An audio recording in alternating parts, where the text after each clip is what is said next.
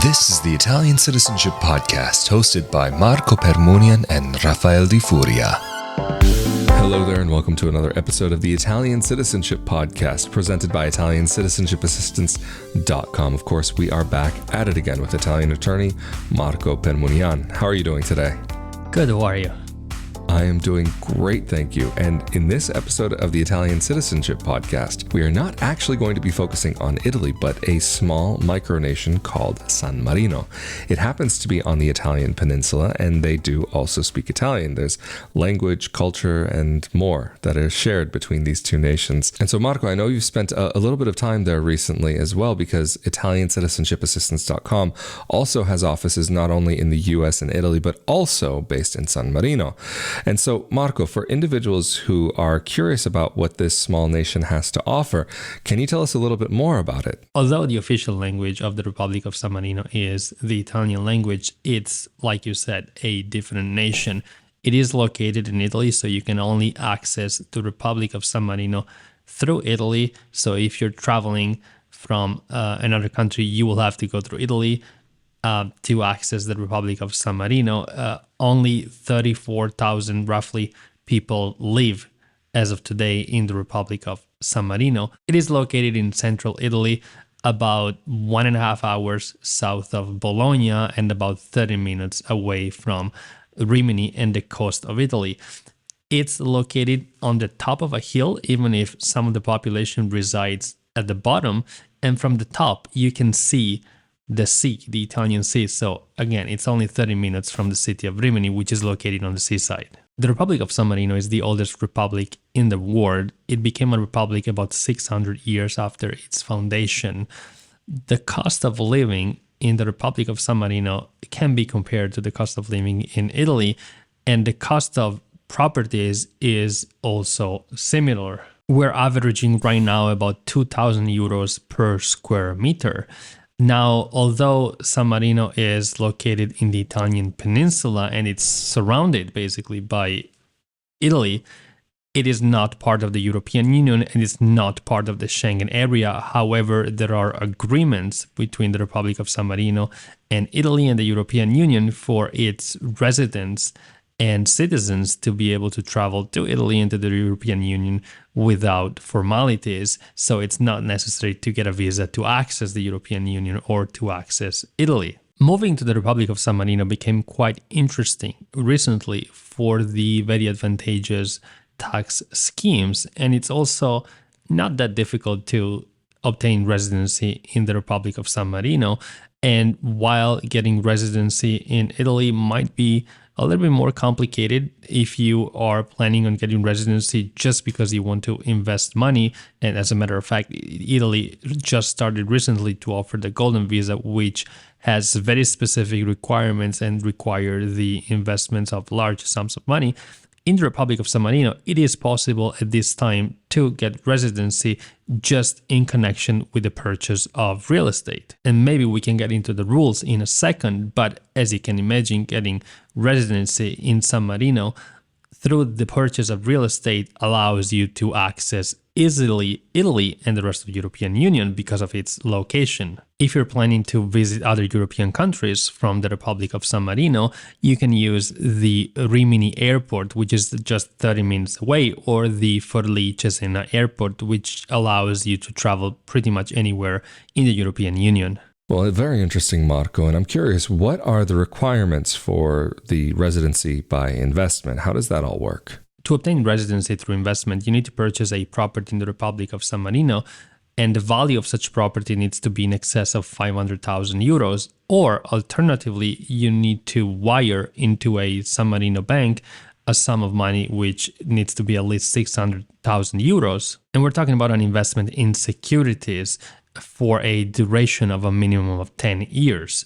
Now, if you meet either or both of these requirements, you can apply for residency in San Marino, and the application process is fairly quick, meaning that you can get an approval in about 60 days. And this program applies to everybody. So not only EU citizens or Italian citizens, but anybody, any foreign citizen can qualify for this program if they meet the financial requirements. Now, I've talked so far about the elective residency program. There is also a different program offered to individuals who are the majority shareholders of companies based in the Republic of San Marino. So it is possible for a foreigner to set up a company in the Republic of San Marino. And as long as you hire 1 to 3 individuals that are citizens of the Republic of San Marino, you can qualify for this program, meaning that just because you are a majority shareholder, you qualify for residency in the Republic of San Marino. Now, opening a company in the Republic of San Marino is very advantageous from a tax standpoint because the taxation is one of the lowest in the European Union. We're talking about 16% corporate tax,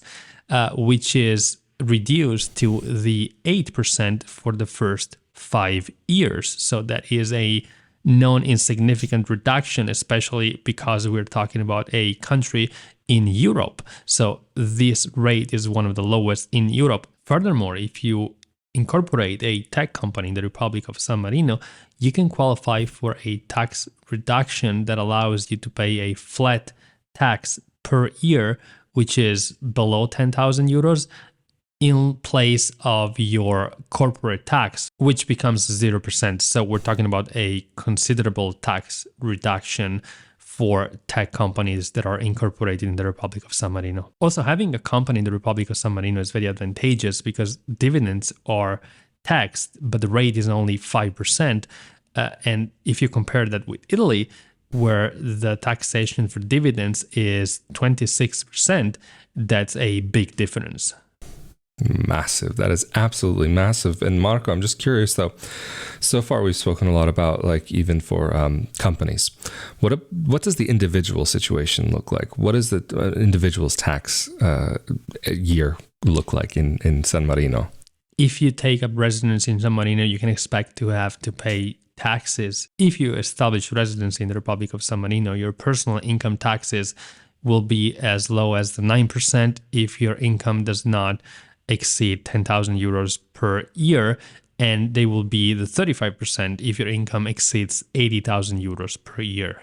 Also, on the topic of individual taxes, there is a special program offered by the Republic of San Marino exclusively to the citizens of the European Union and the citizens of Switzerland, where if you are a retiree and you have a net worth of at least 300,000 euros and your income is at least 50,000 euros, you can establish residency in the Republic of San Marino, and that allows you to pay only the 6% in taxes. So again, that is not insignificant for a time period of 10 years. Now, the requirements, besides the financial requirement that I just mentioned, is that you purchase a health insurance, that you have a clean criminal background check, and that you are in the process of purchasing or renting a property in the Republic of San Marino.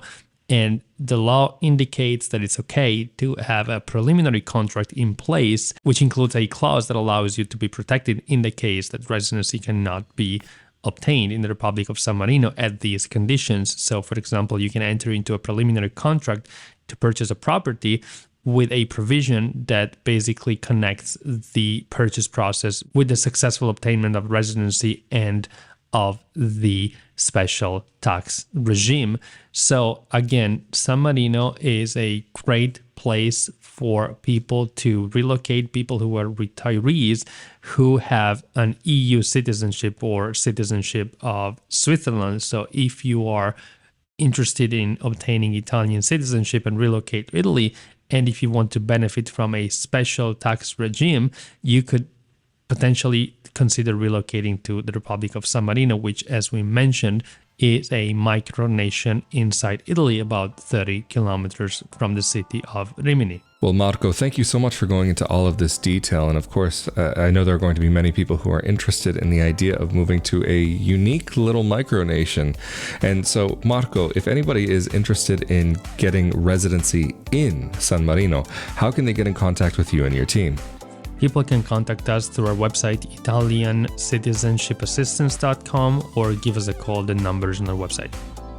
Absolutely fantastic. And of course, if you're interested in more topics related to Italian citizenship and how to legally make Italy your home as well, be sure that you're subscribed to this podcast on YouTube as well as you're on your favorite podcasting platform.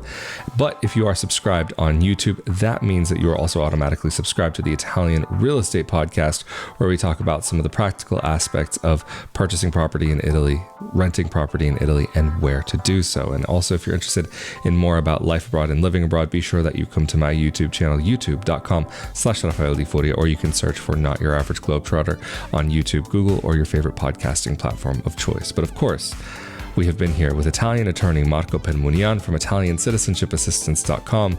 I'm Rafael Di Furia. Stay safe and healthy out there, and we will see you all next time. Later. Thank you.